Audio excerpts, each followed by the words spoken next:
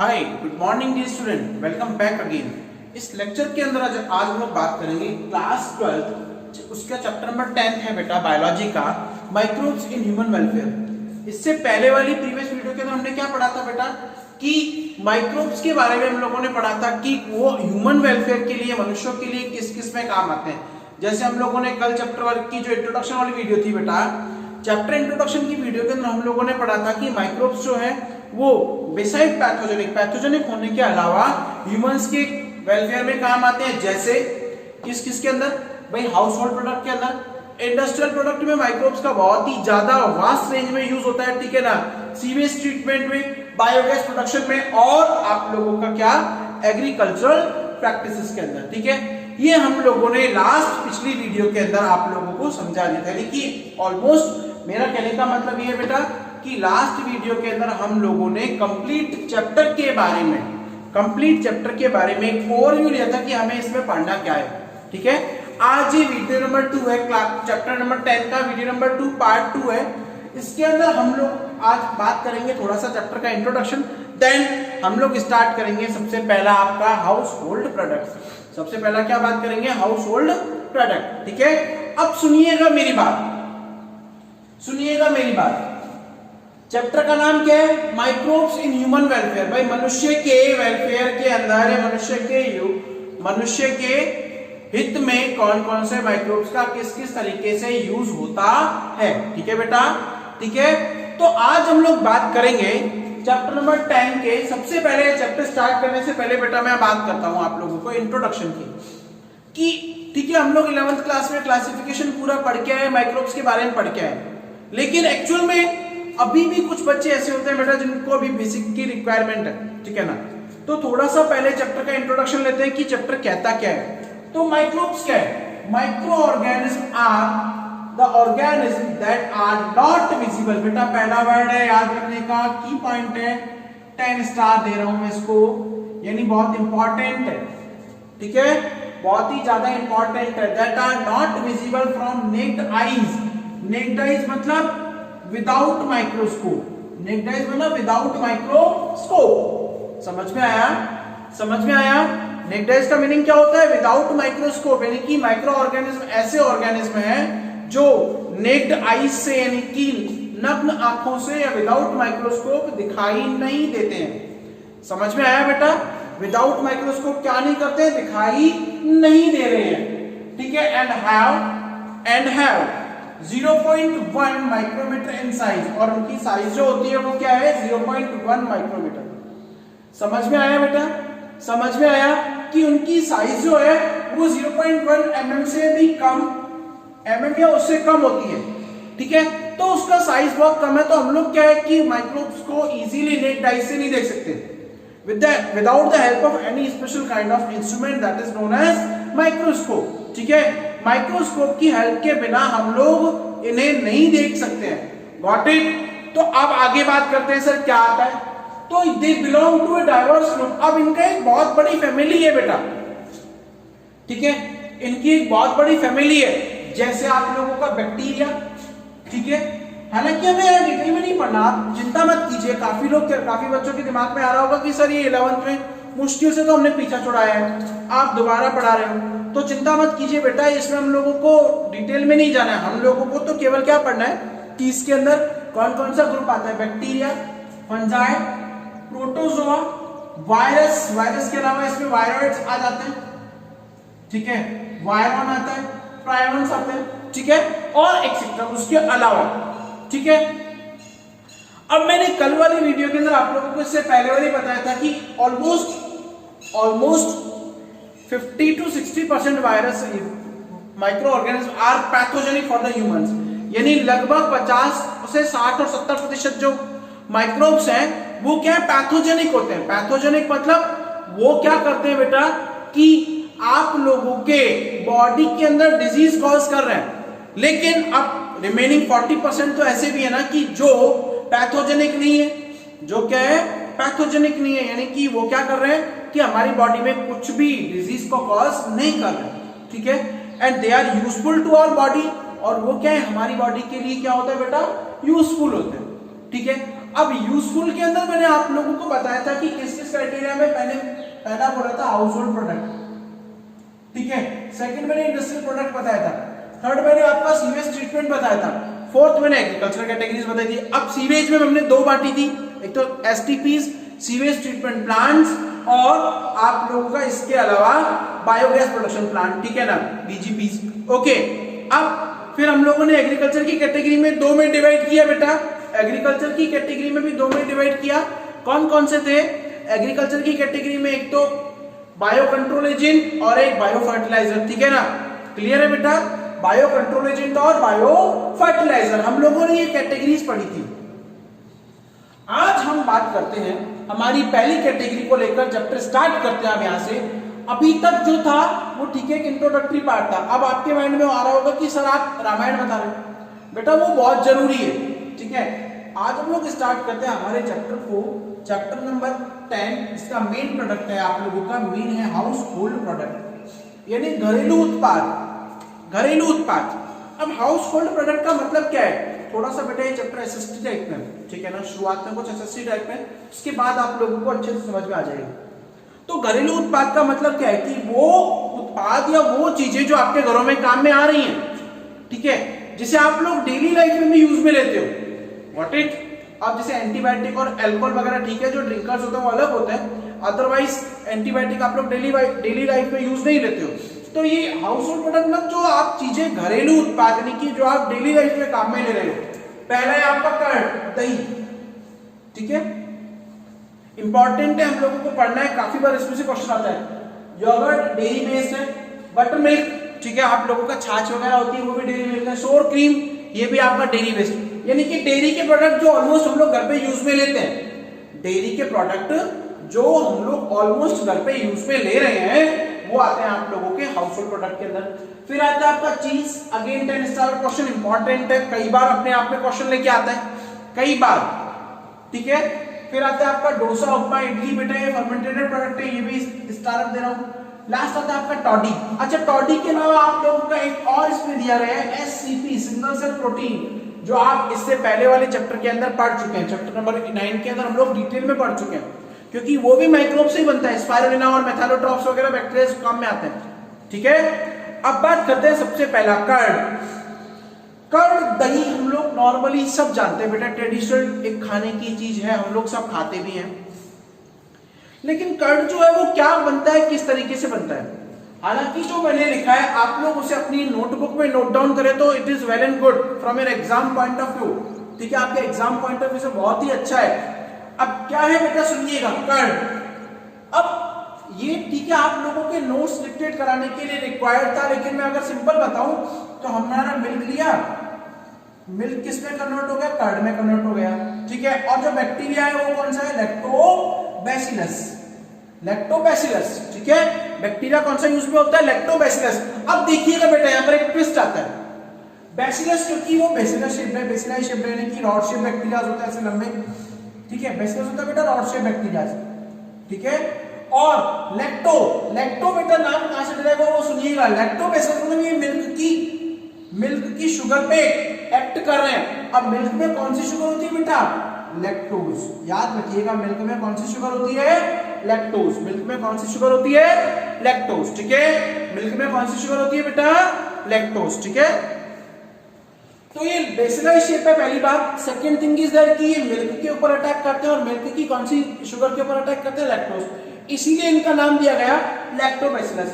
अच्छा, एक और बात आप लोगों के एग्जाम पॉइंट ऑफ व्यू से जो आप नीट की तैयारी कर रहे हैं उसमें, कि लैक्टोबैसिलस बैक्टीरिया जब आप लोगों ने क्लास 11th के अंदर चैप्टर नंबर 2 पढ़ा था, क्लासिफिकेशन, हम लोगों ने पढ़ा था क्लास 11th में चैप्टर नंबर 2 क्लासिफिकेशन, ठीक है, वहां पर बैक्टीरिया वगैरह पढ़े थे। तो लैक्टोबैसिलस किस कैटेगरी में आता है बेटा, these are group in the category of heterotrophic bacteria, यानी कि वो क्या है, डिपेंडेबल होते हैं, because cyanobacteria and blue green algae are the autotrophs bacteria, वो ऑटोट्रोप्स हैं, but these are group in the category of heterotrophs bacteria, got it, these are grouped in the category of heterotrophs bacteria, clear है। अब थोड़ा सा processing को बढ़ते हैं बेटा, क्यों, क्योंकि थोड़ा सा इंपॉर्टेंट है भाई। Mainly curd is prepared by, अब कर्ड को आप लोग प्रिपेयर कर रहे हो, बना रहे हो बाय इनोकुलेटिंग। इनोकुलेटिंग का मतलब पता क्या होता है कि दूध को आप लोग गर्म करके थोड़ा सा अमाउंट में कर्ड डाल रहे हो, उसे आप लोग बोलते हो इनोकुलम। क्या बोलते हैं हम लोग? इनोकुलम। क्या बोलते हैं हम लोग उसे? इनोकुलम। ठीक है, उसे हम लोग क्या बोलते हैं? इनोकुलम। बेटा मैं थोड़ा सा ऊपर से रब कर रहा हूं क्योंकि आप लोगों को अब शायद समझाने के लिए स्पेस चाहिए मुझे, ठीक है ना। हालांकि नीचे वाला जो हम लोग पढ़ चुके हैं वो रब करेंगे, बाकी का रब नहीं करेंगे। ओके, तो हमने क्या किया कि मिल्क, सबसे पहले मिल्क को वार्म किया, दूध को आप गर्म करते हो, ठीक है, 40 डिग्री सेंटीग्रेड तक ले जाओ, बस इतना बहुत। और उसमें हमने इनोकुलम डाल दिया। क्या डाल दिया? इनोकुलम। इनोकुलम डाल दिया बेटा। थोड़ा सा स्टार्टर नॉर्मल अगर हम लोग बात करें, अगर अपने घरों की लैंग्वेज में इट इज नोन एज जामन, जामन वगैरह डालते हैं, ठीक है ना, दही जमाने के लिए, दही जमाने के लिए। अब इनोकुलम डाला, डालने के बाद क्या हुआ? अब इनोकुलम कंटेन, याद रखिएगा इनोकुलम में क्या है? मिलियंस ऑफ, यानी कि बहुत ज्यादा अमाउंट है लैक्टिक एसिड बैक्टीरिया, लैक्टोबैसिलस की और एसिडोफिलस की, ठीक है, लैक्टोबैसिलस एसिडोफिलस, ये बैक्टीरिया का बेटा पूरा नाम है।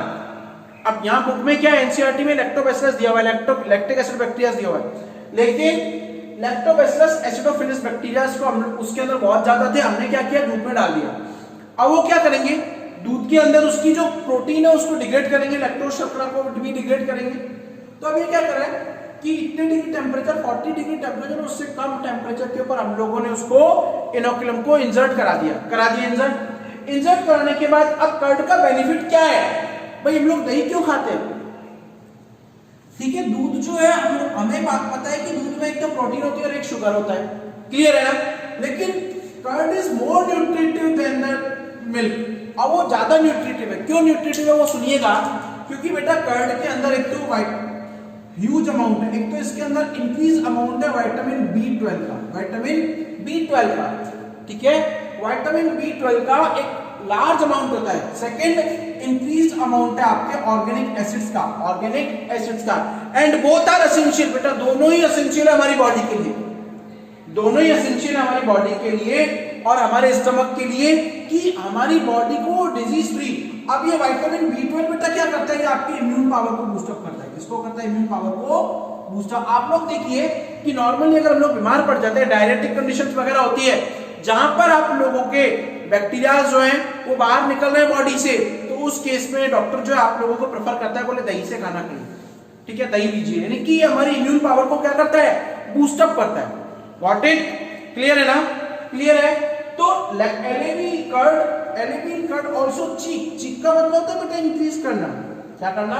इंक्रीज करना growth of the disease causing microbes in the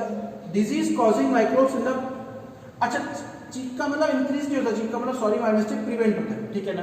ये प्रिवेंट करता है डिजीज कॉजिंग माइक्रोब्स की ग्रोथ को, किसमें? स्टमक में and other part of the digestive tract, यानी हमारे डाइजेशन को बढ़ा रहा है ये, और डाइजेशन को अच्छा कर रहा है, यानी कि हमारी इम्यून पावर अपने आप साइमल्टेनियसली क्या बढ़ रही है? इम्यून पावर इंक्रीज हो रही है, ठीक है, इम्यून पावर इंक्रीज हो रही है। क्लियर है? क्लियर है।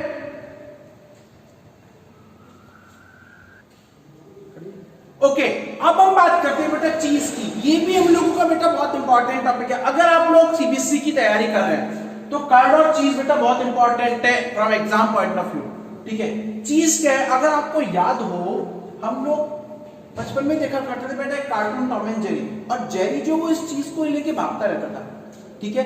अब चीज क्या है? चीज जो है बेसिकली वो भी डेयरी प्रोडक्ट है। अब आपने देखा होगा जो जेरी वाला चीज था उसमें होल्स थे, ठीक है, तो वो कौन सा चीज था? चीज की अलग अलग वेराइटीज आती हैं आप लोगों की। लार्ज होल स्विस चीज, ठीक है, इज राइपन में पकाया जाता है, ठीक है, विद द हेल्प ऑफ, ये है with the help of CO2 producing bacterium called Propionibacterium shermani, ठीक है। यहां ये पैरा आपको बहुत अच्छे से याद रखना है क्योंकि कई बार क्वेश्चन आता है, कई बार इसमें से क्वेश्चन आता है कि जो स्विस चीज है उसकी राइपनिंग किससे होती है? CO2 प्रोड्यूसिंग बैक्टीरियम करता है। कौन सा? Propionibacterium shermani। अब ये क्या करे? जो Propionibacterium shermani है ये क्या करता है? फर्मेंट करता है, फर्मेंटेशन करता है। अब फर्मेंटेशन क्या है? It is a process of anaerobic digestion या एनारोबिक रेस्पिरेशन का प्रोसेस है, in which the anaerobic respiration take place in the absence of O2 and in the presence of microorganism, ठीक है, जिसमें रिएक्शन जो है ऑक्सीजन की एब्सेंस में और माइक्रोब्स की प्रेजेंस के अंदर हो रही है, ठीक है ना। That result in a formation of CO2 as a by product. अब उसमें CO2 एक बाय प्रोडक्ट के रूप में निकलती है। CO2 क्या है, जब बाहर निकलेगी गैस चीज में से बाहर आती है तो होल कर देती है, उसमें छेद कर देती है, ठीक है। तो याद रखना जो स्विच चीज है उसमें जो छेद होते हैं बेटा, वो क्या होता है, वो किसके कारण होते हैं, वो CO2 प्रोड्यूसिंग बैक्टीरिया करता है। कौन सा, प्रोपियोनिबैक्टीरियम शार्मेनाई, और due to process of fermentation, due to process of fermentation, ठीक है। किसके प्रोसेस के थ्रू होता है बेटा, फर्मेंटेशन। क्लियर है, क्लियर है। देन हम लोग आगे चलते हैं दूसरी चीज की तरफ। रफोर्ड चीज की बात करें, अगर हम लोग रफोर्ड चीज की बात करें बेटा, इट इज यूज, अब वो उसमें फंजा यूज होती है, पेनिसिलियम रफोर्टी, फंजा यूज होता है बेटा, पेनिसिलियम रफोर्टी, ठीक है। वाइल कैम्बर्ड चीज, अब कैम्बर्ड चीज की बात करें तो ये पेनिसिलियम कैम्बर्टाई फंजाई को यूज करता है राइपनिंग के लिए, चीज को पकाने के लिए। क्लियर है। अब CO2 कैसे रिलीज होती है, मेनली बात है CO2 बाहर निकलने का कारण क्या है कि फर्मेंटेशन हुआ, गैस बनी और गैस जो है वो होल्स बनाकर बाहर निकल गई, ठीक है। अब थोड़े से हम लोग बेक्ड प्रोडक्ट की तरफ आते हैं। आगे पहला वर्ड पढ़ लिया, फिर हमने चीज पढ़ लिया, अब हम थोड़ा सा बेक्ड प्रोडक्ट की तरफ आते हैं, बेकरी इंडस्ट्री की तरफ आते हैं। हम लोगों ने सबने ब्रेड के बारे में पढ़ा है, सबने खाया भी है ब्रेड, ठीक है, कि भाई ब्रेड है, खाने में बहुत टेस्टी लगता है, काफी लोग सैंडविच वगैरह बना के खाते हैं, ठीक है ना। अब ब्रेड क्या है, ब्रेड जो है वो सेलेक्टेड स्टेज, अब ब्रेड बेकरी का प्रोडक्ट है। बेकरी में आप लोग क्या करते हो बेटा, आटा जो होता है, डो, एक वर्ड आएगा आपका डो, यहां तो DOUGH, डो होता है गुथा हुआ आटा, आटा। यहां पर आप जलेबी का एग्जांपल भी दे सकते हो। अगर किसी ने जलेबी बनते हुए देखा होगा तो बेटा जो आप लोगों का हलवाई होता है, जलेबी बनाने वाला होता है, वो क्या कर रहा है कि नॉर्मली उसको ओवरनाइट 3 से 12 घंटे के इंक्यूबेशन पीरियड के लिए रख देगा उसको। अब उसमें क्या करता है, बेकर ईस्ट बनाता है वो। अब बेकर ईस्ट कौन सा है, याद रखना है बेटा, इंपॉर्टेंट है, सैक्रोमाइसिस सेरेविसी। यहां पर तो इस पूरे चैप्टर के अंदर बेटा बैक्टीरिया के नाम याद रखने हैं, ठीक है ना। अब ये क्या कर रहे हैं, they are grow on the molasses, molasses वगैरह के अंदर इनको ब्रेड बनाने के लिए तो मोलासिस में ग्रो कराया जाता है, ठीक है।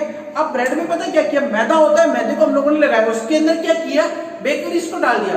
अब 3 से 12 घंटे के लिए उनको इंक्यूबेट किया, रख दिया, ठीक है। अब देखो क्या है, मैदा लिया, मैदे के अंदर आपने बेकर ईस्ट डाला और उसको 3 to 12 आवर्स के इंक्यूबेशन के लिए रख दिया, 3 से 12 घंटे के इंक्यूबेशन के लिए रख दिया। अब रखने के बाद पता है क्या होता है कि जैसे ही रखा तो उसका जो सरफेस एरिया बढ़ जाता है, वो बहुत फूल जाता है, पफी अपीयरेंस हो जाता है। वो भी किसके कारण होता है, due to release of CO2 के रिलीज के कारण होता है। भाई गैस अंदर बन रही है, बाहर निकल रही है, फर्मेंट हो रहा है, वो भी फर्मेंट हो रहा है। और फर्मेंटेशन के अंदर सैक्रोमाइसिस सेरेविसी पेटेंट एग्जांपल है। आप अल्कोहल जब पढ़ोगे तो अल्कोहल के केस में भी हम लोग इसे पढ़ेंगे, ठीक है ना, ठीक है। तो फर्मेंट हुआ, फर्मेंट होने के बाद क्या किया हम लोगों ने, इसको अंदर इंसर्ट करा दिया, ठीक है। अब जैसे ही CO2 बाहर निकली तो ब्रेड का टेक्सचर देखो बेटा सॉफ्ट आता है, ब्रेड का टेक्सचर सॉफ्ट आता है। हम लोग खमन ढोकला वगैरह, इनो क्या है, इनो में भी तो यही होता है बेटा, इनो भी CO2 गैस प्रोड्यूस करता है, जिससे कि गैस बाहर निकलती है। हम लोग इनो वगैरह लेते हैं, उसमें भी CO2 गैस ही होता है, क्लियर है। फिर आता है आपका डोसा, उपमा और इडली। अब कई बच्चे ऐसे बोलेंगे, काफी लोग ऐसे बोलते हैं, सर खाने की चीज मत बताओ, मुंह में पानी आ रहा है। बेटा मेरे भी मुंह में पानी आ रहा है, क्या करें, नहीं मिल सकता हम लोगों को, ब्रेड बोर्ड है, बोर्ड को तो खा नहीं सकते हम लोग, ठीक है। डोसा, उपमा और इडली बेटा मोस्टली साउथ इंडियन है, ठीक है, साउथ इंडियन खाना होता है। इसमें क्या करते हैं बेटा, राइस और ब्लैक ग्राम उड़द को। अब इसमें 1:3 या 3:1 के, भाई 3 पार्ट इसके और 1 पार्ट इसके, इस रेशो में इसको लिया, लेने के बाद इसको क्या किया, सोक किया, भाई पानी में भिगोया, भिगोने के बाद इसमें ईस्ट डाल दिया, तो इसको फर्मेंट होने दिया 3 to 12 आवर, भाई 3 से 12 घंटे के फर्मेंटेशन में वही। अब उसमें कौन सा आता है, एयरबोर्न बैक्टीरिया आता है, लिपोनोस्टॉक एंड स्ट्रेप्टोकोकस बैक्टीरिया की स्पीशीज इंसर्ट हो जाती है, एयरबोर्न, जो कि हवा में अपने आप जनरेट होता है, ठीक है। जैसे ही जनरेट हुआ तो वो क्या करते हैं, वो फर्मेंटेशन करते हैं बैक्टीरिया। फर्मेंटेशन मैंने बताया था, आप लोग लिख लीजिएगा, fermentation is a process of anaerobic digestion in which anaerobic respiration take place in the absence of O2. The fermentation is a process of anaerobic digestion in which the anaerobic digestion take place in the absence of O2 and in presence of various microorganisms. and in presence of various microorganisms.